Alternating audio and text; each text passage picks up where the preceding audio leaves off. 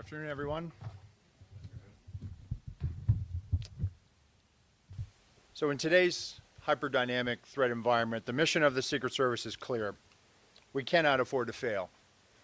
After reviewing the planning, event details, and coordination with partner agencies regarding the attempted assassination of former President Donald Trump on July 13th, our mission assurance review is nearing its completion. As I've said, this was a failure on the part of the United States Secret Service. It's important that we hold ourselves accountable for the failures of July 13th, and that we use the lessons learned to make sure that we do not have another failure like this again. The findings of the Mission Assurance Review have prompted the Secret Service to move into the accountability phase of this process. The Office of Professional Responsibility and the Office of Integrity are reviewing the findings. And as a result of these failures, what has become clear to me is we need a shift in paradigm in how we conduct our protective operations. As was demonstrated on Sunday in West Palm Beach, the threat level is evolving and requires this paradigm shift. But here are some of the findings from this Mission Assurance Review.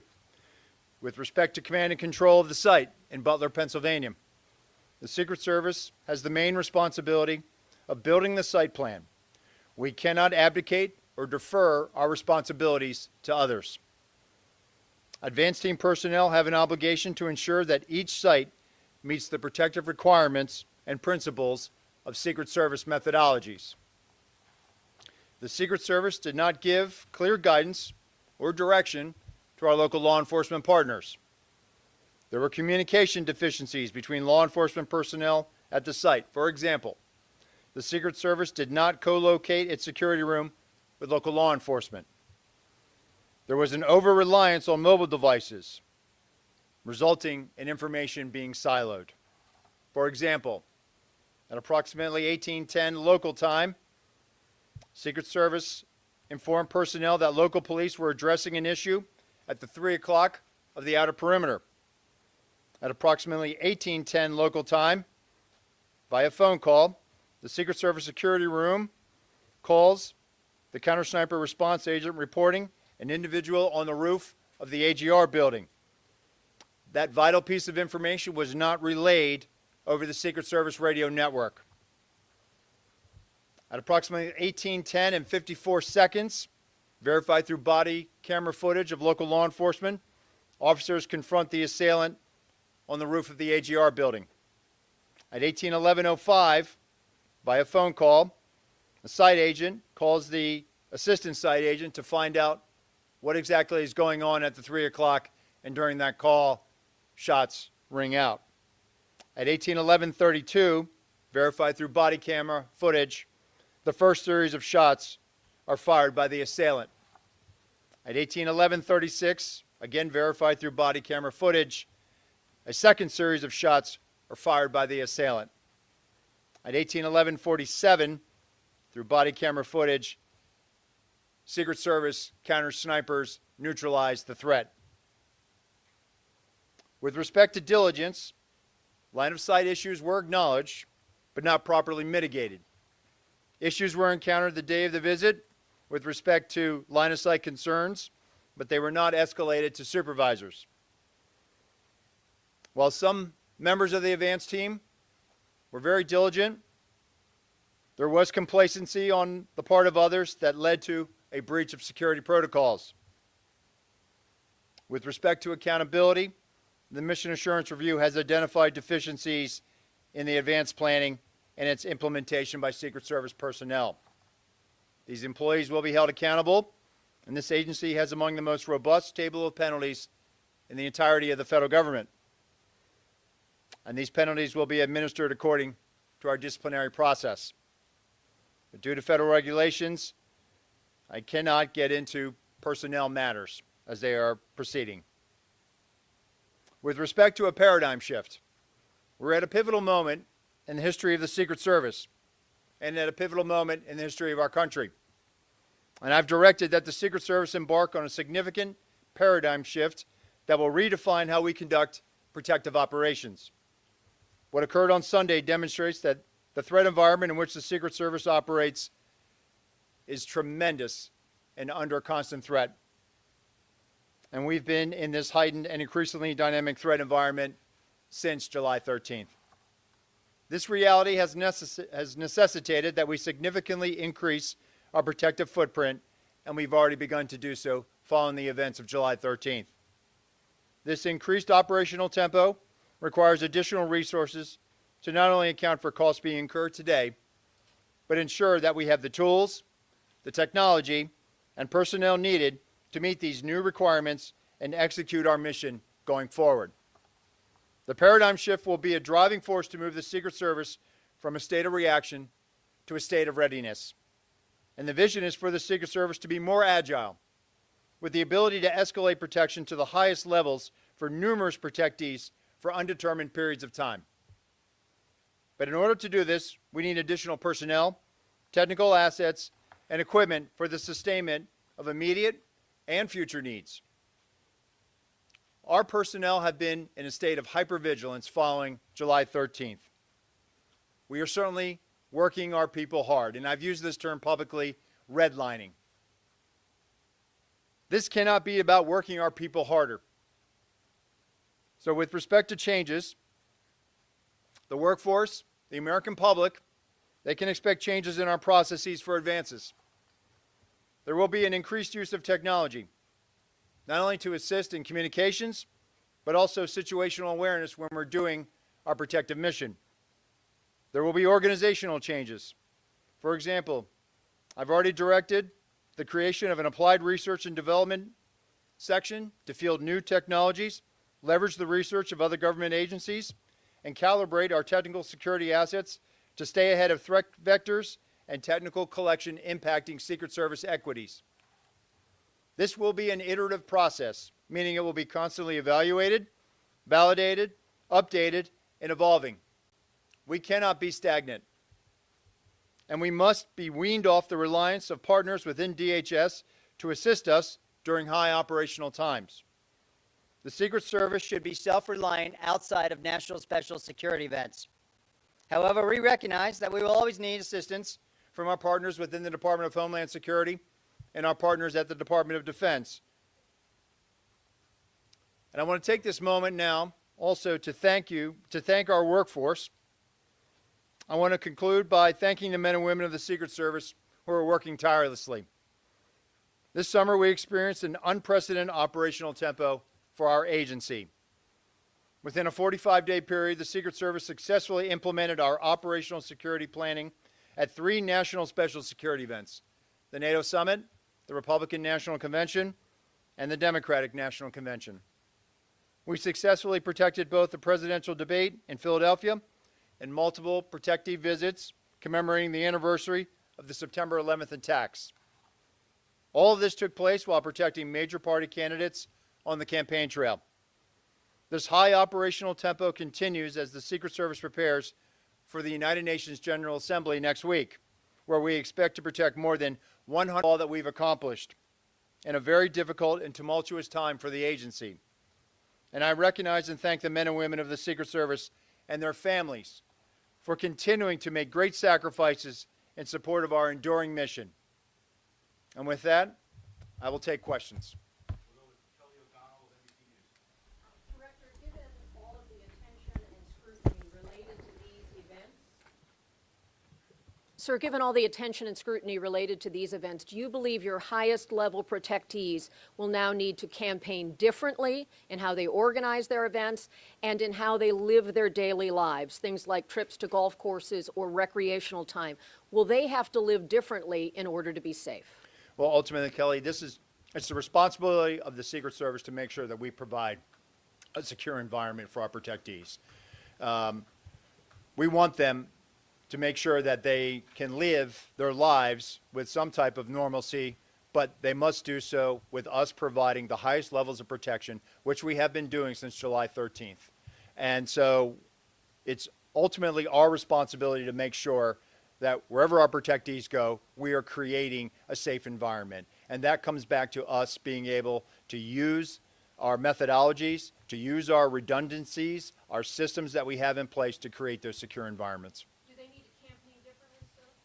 Those are organized or set outdoor events, that kind of thing? So since July 13th, we have been securing successfully outdoor events. And what you're seeing is an increased use of assets, increased use of ballistic glass. So we certainly make sure that when they are out there at an outdoor venue, that we are using our protective methodologies to create that safe environment. Hello, Director. Thank you for taking the time. Could you just kind of go into a bit more detail about the conversations you had with Trump campaign staff about the selection of the Butler site? The report says that Secret Service agents saw it as a challenge, and staff wanted to have the rally there. Did the staff go against your recommendation? Can you speak to exactly what was said and what the outcome was? So, listen, the staff chooses a site, and ultimately it's on the Secret Service to secure it. So when the site was selected, the advance team went about identifying areas of concern. The AGR building was one of those hazards that was identified. But let me just be clear, Maria, ultimately it is the Secret Service's responsibility to secure a site. We certainly have conversations, and it doesn't matter whether it's a campaign staff or a White House staff. We have conversations, and we have very good working relationships with those staffs. But ultimately, it is the Secret Service's responsibility to secure a site. Your comments? Director, thank you. Based on your review and analysis, what is the reason, what's the best explanation for why there was not law enforcement personnel covering the roof, physically on the roof itself, or making sure someone could not get on top of the roof? And the follow-up question would be, how disappointed are you in what you described as deficiencies in diligence? Sure. So ultimately, Pierre, we have to be very direct and clear when we're talking to our state and local counterparts. With respect to Butler, I think what the Mission Assurance Review has identified is that there was that lack of clarity.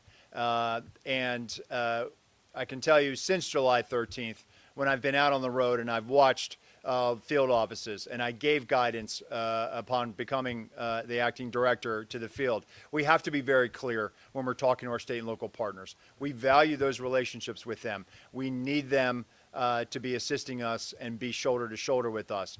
And it appears that there was that lack of clarity with respect to Butler. And go again with your follow-up here. So there was a lack of clarity that roof should be secure, period, full stop. There was discussion about how the roof was going to be secured, and I think what it came back to is we should have challenged how that mechanism was being implemented. Meaning, we should have been more direct. We cannot be overly deferential to state and local law enforcement. Ultimately it's our responsibility, and so we just have to be very clear when we're asking them for support. They want to help us, and what we found is that in this, they in the mission assurance interviews, it became apparent that in comparison to prior visits to that area, there was one prior visit in 2020, that there was a lack of assertion with respect to what exactly state and locals would have to require or would be required to support that advance. Simply, how disappointed are you when you see that, as the report states, that some personnel did not follow Secret Service protocols? Well, I'm not going to get into employee disciplinary matters, but what I can tell you is the men and women of the Secret Service are dedicated professionals. And so while July 13th is a failure, we're not proud of it, but we certainly have been rising to this moment. The men and women in the field are rising to this moment. They are working tirelessly to make sure that the people we protect are safe. And so I will never be disappointed in our folks. I am proud of this agency. I am proud of our people. Hi, thanks so much for doing this.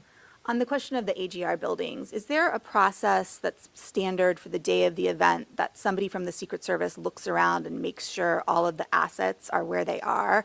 And since the roof of the AGR building was such a glaring omission, why didn't anybody raise that issue at the time or secondly, in the security room, look and say, I don't see any local police in here. How are we going to hear them? Right, and I think that was a failure to challenge our assumptions. The assumption that local police were going to have more of a presence in that AGR building.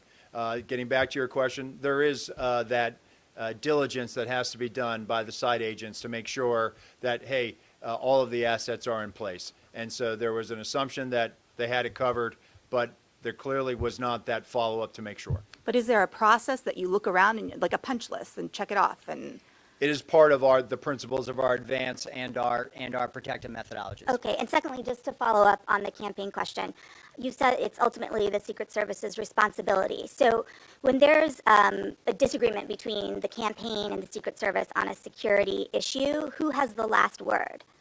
So it's not about disagreement, it's about a negotiation. They certainly don't want any harm to come to their principal, and so they respect us. And so usually what it boils down to is escalating it up to a supervisor and a senior staff level. What I can tell you is that if there were discrepancies, and there were, regarding how the site was supposed to have been secured, how supervisors were briefed, and supervisors reported in their mission assurance interviews that they envisioned harder assets to be able to secure that line of sight, to be able to mitigate anything that might have been looking in or would have created an openness on the site at the Butler Farm Show. And so on the morning of, if there were those deficiencies, they were never escalated up to the supervisors to be able to resolve. David Spine, Fox News. Thank you, sir. I have two questions. They're related. The first is looking forward. The House just voted within the last couple of hours unanimously from those that were present in the chamber to give presidential candidates the exact same Secret Service protection as sitting presidents. My first question is, can you handle that? We've been doing that since July 13th, David. So what is the purpose of the bill? I don't know. You'd have to ask Members of Congress that. What I can tell you is that when I say the highest levels of Secret Service protection, the former president is getting tactical assets. He's getting everything that the former president, that the current president has with respect to Secret Service assets. And that was my second question. Can you explain that former President Trump is getting the same protection as President Biden and Vice President Harris? Because a lot of members of Congress on Capitol Hill are skeptical about that. There's a lot of talk saying clearly he didn't have the same protection because if he did, the golf course would have been secure in West Palm Beach. Can you tell people what's going on with that? So with respect to West Palm Beach, what I can tell you without getting into our TTPs, our techniques, our tactics, our procedures, what I can tell you is that on that day, there were counter-sniper elements that were present with the former president on the golf course in proximity. There was an entire counter-assault team that was there in proximity. There was also a jump team in proximity. The advance agent who was part of the first element, whose goal was to sweep ahead, did his job. That young man is a very young agent, early in his career. His vigilance, his reaction is exactly how we trained and exactly what we want our personnel to do. He identified a threat, an individual with a long gun, and he made swift decisions and took a swift action to be able to mitigate that. no shot was fired at the former president. The former president was not exposed to where he was on the golf course. And what I've said, and I said this Monday, that the procedures work, the redundancies work, so that high level of protection is working. CBS. Acting Director, thank you very much for doing this. Two questions, just one on West Palm Beach. The busy public road that is adjacent to that sixth hole where the suspect was hiding is a well-known blind spot on that specific golf course. Why did no one within the U.S. Secret Service sweep behind that fence line for threats? They were sweeping ahead, Nicole. So what I just explained is that that lead element was going ahead, sweeping. But was there anyone behind the fence where the road was sweeping there to see if anyone was in the bushes? Having been there and seen the vantage point, whether they were on the public side or the private side, the bottom line is the individual was detected. On Butler, you testified before Congress that all assets requested for the Butler rally by Trump's detail were approved. But there are Secret Service assets that may have prevented the tragedy on July 13th, most notably a counter-assault advance team that would have surveyed the site ahead of time or enhanced counter-drone protection. that might have prevented the tragedy. Were those specific assets requested by Trump's detail? If they were they denied? And if they weren't, why weren't they requested? So the counter assault team had an element that was there that had embedded with local law enforcement, so we had tactical elements in place.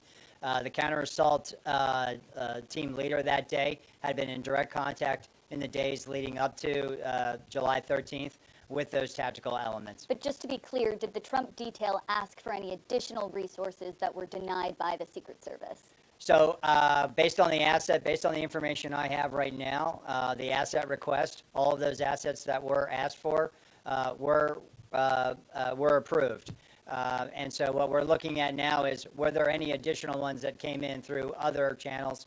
But what I can tell you, based on the information I have now, the assets were approved.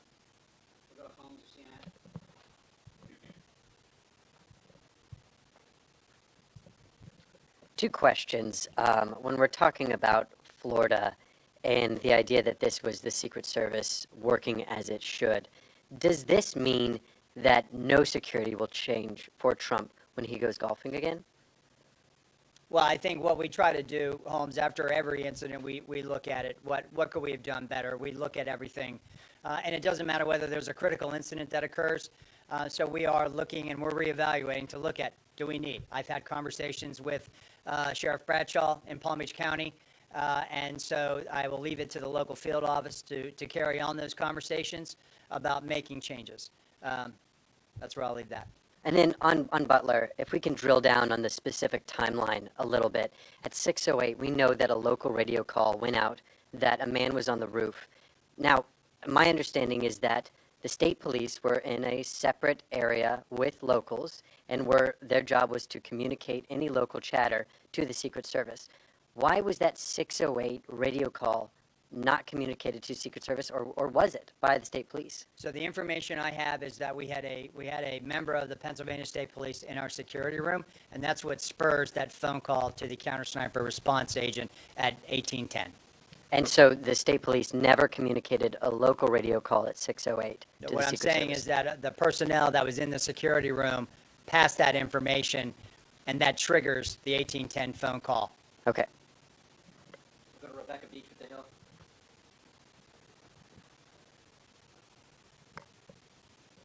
Hi, I know Congress has sounded a little resistant lately in terms of what it might do for funding for the Secret Service. Given the sort of paradigm shift that you've laid out today, I'm curious what you'll be looking for from Congress and sort of what you're seeking from lawmakers to carry that out. We've been briefing, we've been providing information. Right now, I do think that, Congress has questions. We're responding to those questions and providing them information. But at the end of the day, I think everybody wants a strong Secret Service, and that's what I'm working towards. That's what members are working towards, and so we'll continue to have those conversations. We'll go to Claudia with Univision.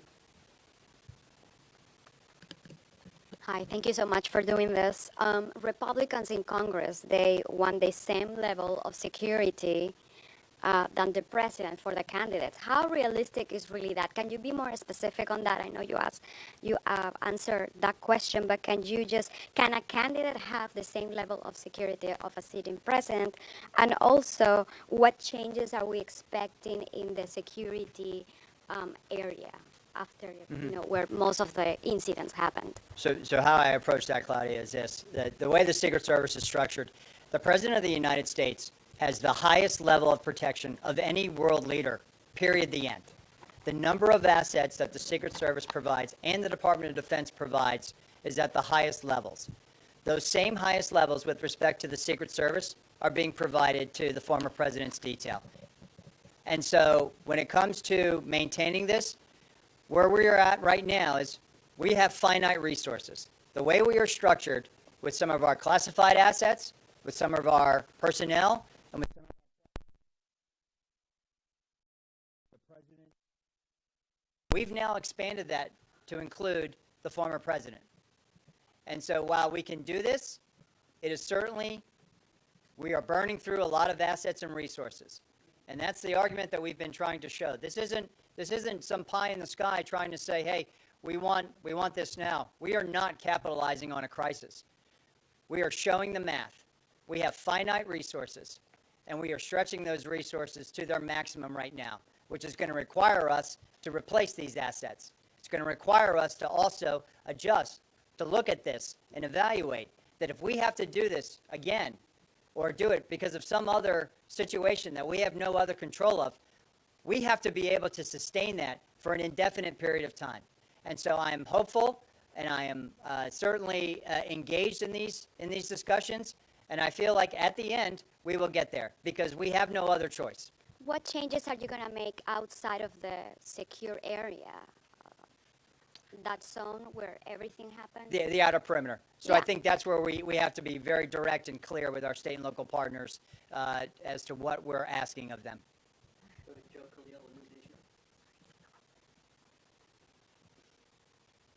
Thank you, Acting Director.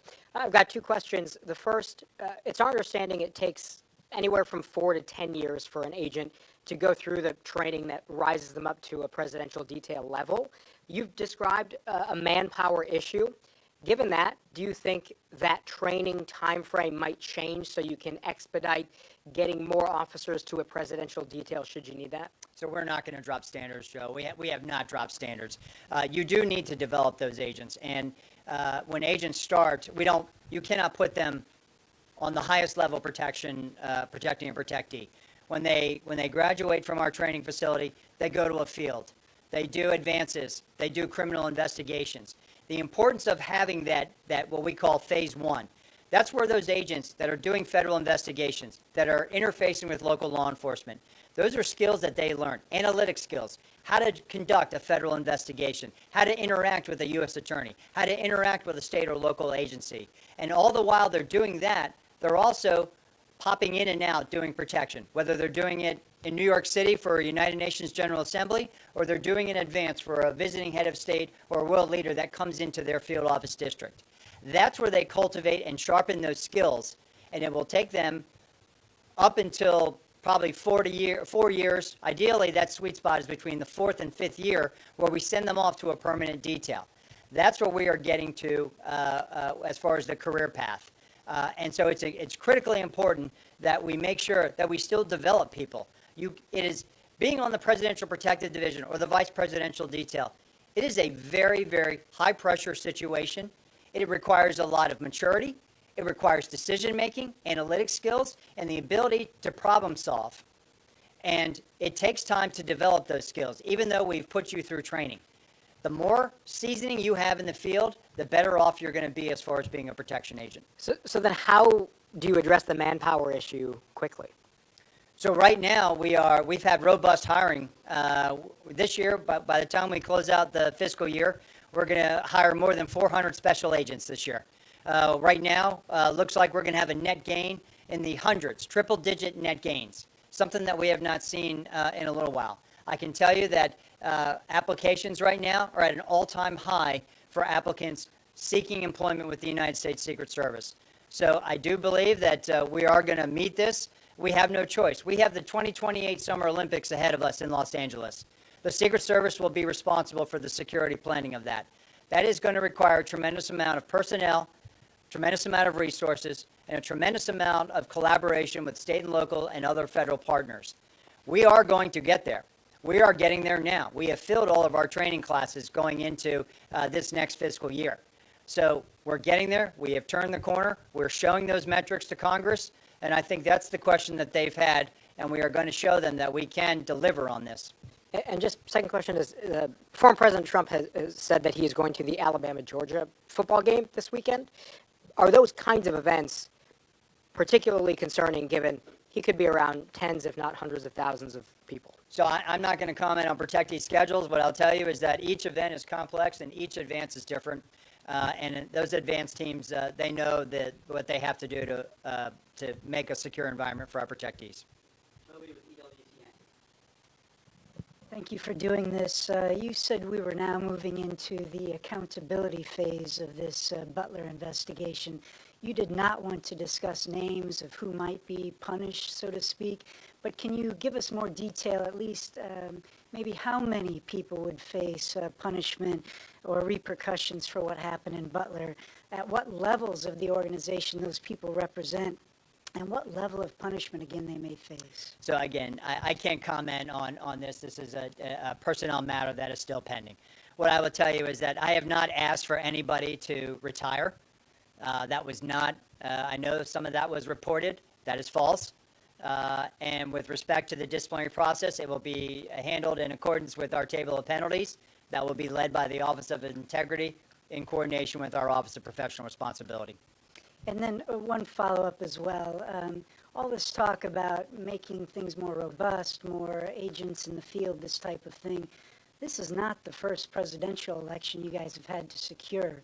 So why weren't all those moves put in place prior to this year's election? So the former president has had robust security around him since he left office, more robust than prior former presidents.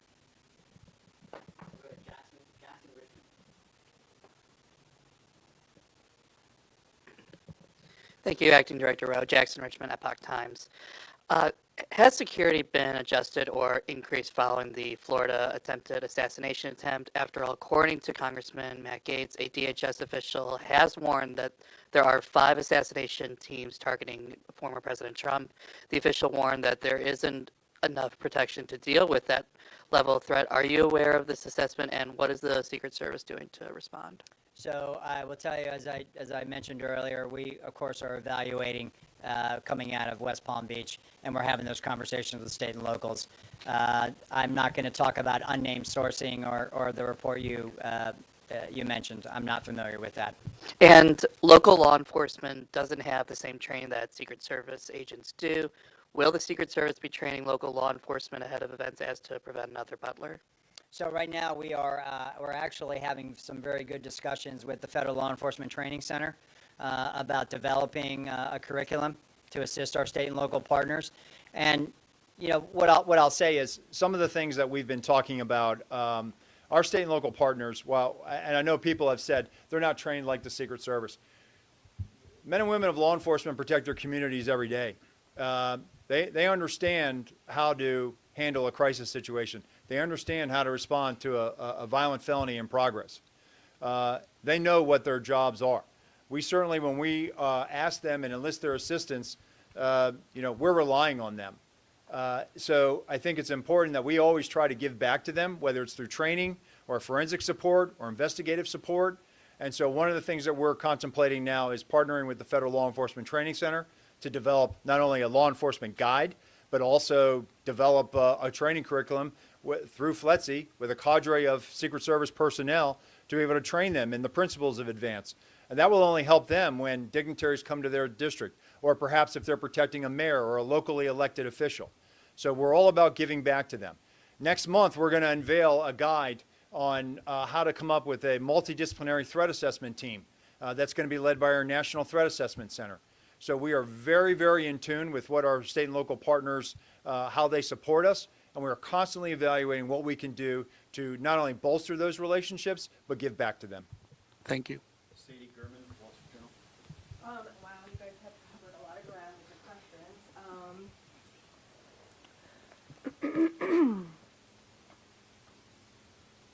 I guess I would just ask, guys, I don't know. You guys have really covered it. I'm sorry. I'm gonna give my question to someone else. You only get one. Anthony? Rebecca with the Associated Press.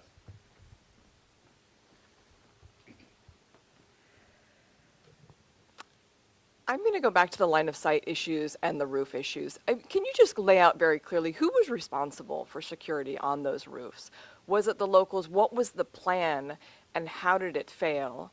And then also secondly, you keep talking about a paradigm shift, but what does that mean? Can you kind of detail what you mean by that? So with respect to the AGR building, and that's where you're going for, right? When we construct a site, not only are we worried about who can get into a site, but also who can look into that site. So there should have been clear direction about what we needed done at the AGR building. That was discussed during the advance, but I think there was a lack of follow through based on the information I have now and what I'm seeing. There should have been better follow through in some aspects of that, about access control to that property, about access control to the collateral property of the AGR building. And so it was about not giving the state and locals clearer direction on what we needed done. With respect to the paradigm shift, this is about looking at the organization holistically. For example, the communications issue. Communications were problematic. And I think where I'm looking at is we need to have communications that are more closely aligned to the operations. And so coming out of July 13th, what I've seen and the direction I gave is we have to be very efficient with where we're putting our security rooms. Recently, I was on a visit where, again, similar to Butler, where there was a unified command post. Just as there was in Butler, there was one at this location, where not only did you have emergency services insofar as fire life safety, but you had emergency management officials. You had the highway patrol and the state police in that room. You had local law enforcement in that room. You had Secret Service agents in that room monitoring frequencies and listening to what was going on those state and local networks. In addition to that, the locals were flying a drone in proximity to the site. That drone feed was being beamed into that unified command post, and our agents had total domain awareness about what was going on. Also, they had traffic cams. They were able to pipe in those traffic cams into that unified command post. That is the model by which our field, they have taken this to heart, and those special agents in the field are now having those conversations, and they are directing exactly what we need, and they're posting our people exactly where we need to be, so that when our protectees are in a site, we have total awareness of what's going on around us, and we have total awareness of what's being communicated on those local networks. And if I could just follow up with one question. Down in West Palm Beach, on the evening of the attempted assassination down there, the local chief, I believe it was Bradshaw, had said that when Trump was president, there would have been a lot more security around the perimeter, but basically now the Secret Service does the best that they can. But you've said that he has got the highest levels of security now. I mean, can you compare and contrast, like, is it the same now as he would have been getting while he was the sitting president? So what I'll say is the former president has the highest levels of Secret Service protection, and I think the sheriff actually went back and clarified his statement, so I would point you to that. I believe he did that on Monday. Thank you, Director. Wanted to ask about Sunday's incident as well. Is it your view, I know you've talked about the procedures working as intended, is it your view that there wasn't any type of security lapse that allowed that armed individual to get within a few hundred yards of the former president? Well, I can tell you is we're looking at it from an after-action report, looking at reviewing that. But what I think it goes to show is that that's why we have tripwires. That's why we have systems out there. That's why we have redundancies built into our protective model. And that's what was demonstrated on Sunday. And in terms of the report, I mean, what specifically will be different on the ground now? For instance, are you mandating that command posts have both Secret Service and local law enforcement in them? Will law enforcement have to communicate on the same frequencies? Are there any sort of practical changes that you've made that are in effect, based on the report? Yeah, so security room location, right, being where local law enforcement is, right? The broad use of technical security assets, ballistic glass, leveraging partnerships with the Department of Defense to be able to move materials, move personnel across the country in support of a nominee. So those are things that we've been doing post July 14th, and those are things that are going to probably be in existence in perpetuity moving forward.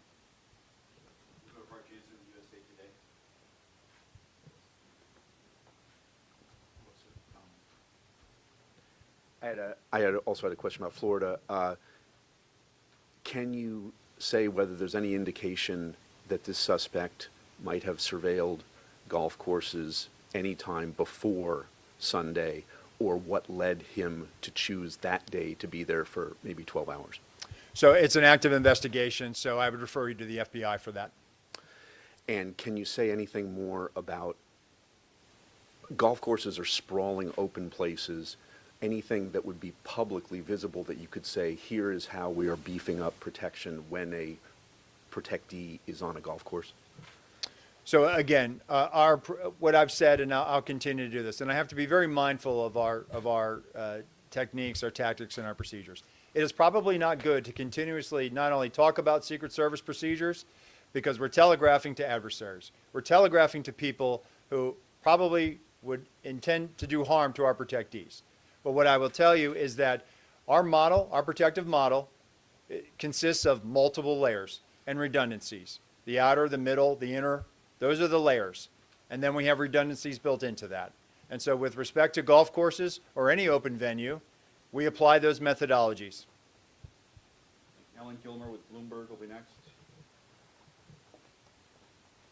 Thanks, Acting Director. With regard to your conversations on Capitol Hill, can you talk about, for resources, do you need to have a specific dollar amount included in an upcoming CR to make things work, or would the anomaly language that the administration had previously requested, is that something you can live with? I'm not going to get into specifics because we're having those conversations, and out of respect for the confidentiality of those discussions, I'm not going to disclose a number. What I'll tell you is that we've made several presentations. We're working at the staff level, and we're having those conversations, and they are ongoing. And related to that, you mentioned earlier you want the Secret Service to wean itself from relying on other components of DHS in its protective mission. Is that contingent on getting those additional resources, either right now or at some point in the appropriations process? Well, I don't want to rule out that we'll never have to enlist the assistance of others through requests for assistance, and we do those memorandums, and we did that back for several presidential campaign cycles. But I think the importance here is we have to be able to, at a moment's notice, surge people to where they need to go. And if we're going to be having to mitigate, and that's what we do. We're in the risk mitigation business. We are not in the risk elimination business. And so we have to be able to have the personnel, the assets, and be able to spread those out for an indefinite period of time in the event that another situation, a geopolitical conflict, or some other tension requires us to do so. Ashley with the Examiner. Thank you. You've addressed the golf course incident in great detail, but I just want to ask, are you fully satisfied with the way the Secret Service managed the Florida incident on the golf course, or would you change anything? Can you answer the question that way? I'd say based on the information I have right now, I say that situation was managed according to our training. As soon as our agent discovered the individual, took swift action and took steps to neutralize that threat. Immediately upon doing so, he communicated over the radio. There was a communication of shots fired, which immediately, not only did our personnel assigned to the close protection of the president, of the former president, hear the shots, they immediately went into action. The counter-assault team went into action. The counter-snipers went into action. Supervisors and shift personnel immediately evacuated the president, took the most expedient route to where he needed to shelter in place. He had ballistic protection around him. They sheltered in place until they could determine, was this just the first wave of an attack? Immediately, local law enforcement assets responded to the scene. Local tactical assets that were partnered with our counter-assault team were also present, immediately responded. And so that barrier, those layers of protection, those redundancies, the redundancy was the agent that first discovered, followed by another set of agents that also set up that middle perimeter around the shift that was evacuating. And so in the case of West Palm Beach, based on the information I have now, and again, we will review it, it appears that those agents, those supervisors, made swift decisions and made correct decisions. Liz Landers with Scripps.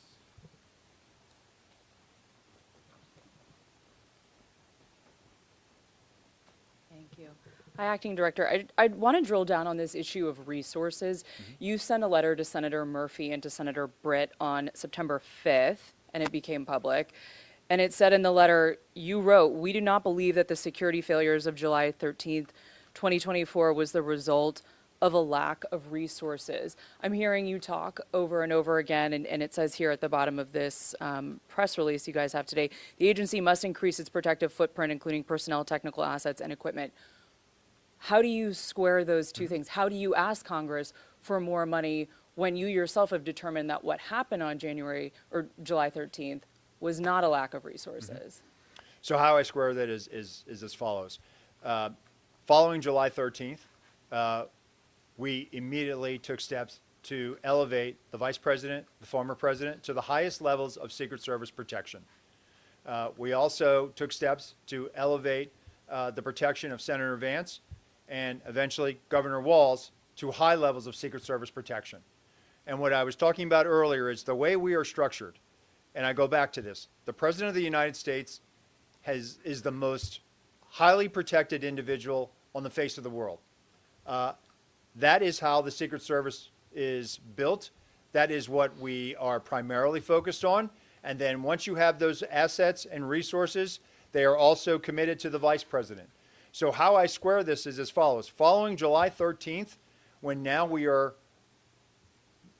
because of this hyper-dynamic threat and the operational environment which we find ourselves in, we only have so much of those assets to go around. And so while we are providing them to the former president, we are providing them to the president, to the vice president, to other protectees. And so at this point, what I'm telling Congress is we can do this and we will do this, but there has to be a replacement. There has to be life cycle replacement on this. There has to be, if we're going to be called upon to do this again or do this now, because the threat is not waning. The threat is not going to evaporate anytime soon. And so we have to be prepared for this. And that is the argument that we have been making, and we have certainly made some inroads, and we're having these productive conversations with the Hill. Can I just ask you also, will the Secret Service have the resources to protect the Capitol on January 6th? I know that's now been designated. The agency will be leading the protective services detail for that day. You're describing protecting all these different people right now. How will January 6th play out? So the January 6th proceedings were designated a national special security event. We are the lead security planner for that. But again, we have great partnerships with all the law enforcement agencies in Washington, D.C., and most notably the U.S. Capitol Police, which are our partners when we do the State of the Union or when we do any event at the Capitol that rises to a national special security event, like the State of the Union or state funeral. So you feel confident you will have the personnel, technical assets, and equipment you need for that day? We will have what we need. Director, last question is going to go to the pool. Blue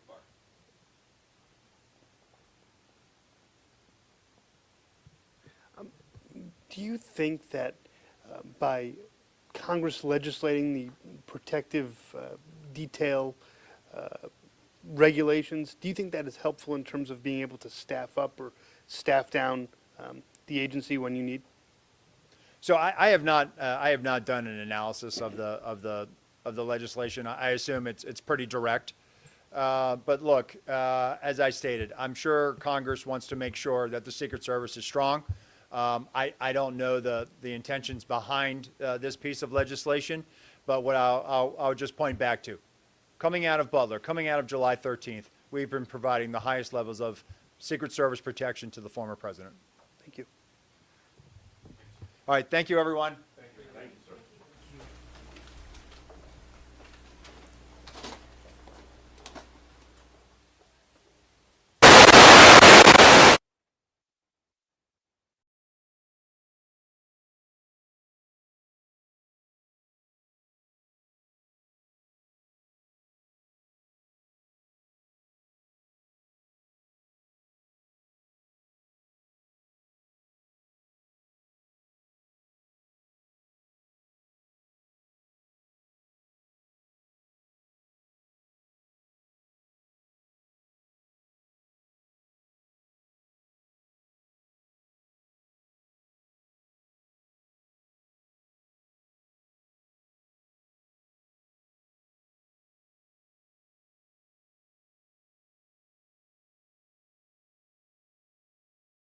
you.